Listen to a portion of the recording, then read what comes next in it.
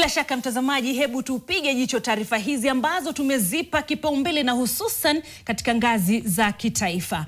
Tunaanza na tanzia ambapo watu wawili wamefariki baada ya kutumbukia katika tangi walilokuwa wakirekebisha huko Juja.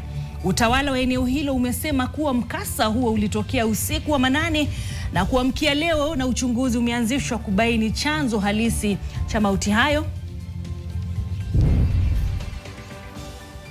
Kesi ya mauaji ya Rex Masai imesitishwa hii leo baada ya tume ya huduma za polisi nchini kupinga utaratibu wa mahakama kuhusu kesi hiyo. NPS inataka agizo la mahakama la kuitaka iwasilishe sajili ya silaha mbele yake. Masai aliuawa katika maandamano ya Gen Z mwaka jana.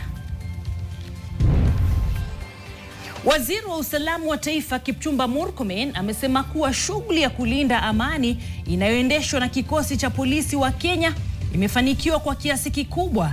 Kadhalika ametoa risala za rambirambi kwa familia ya Benedict Kafiru, afisa aliuawa huko Haiti.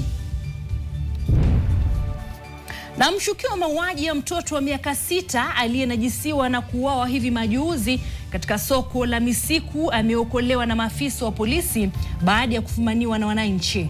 Inasemekana mshukiwa alijitokeza leo kwa kina, mtoto akitaja majina ya washukiwa wengine waliohusika.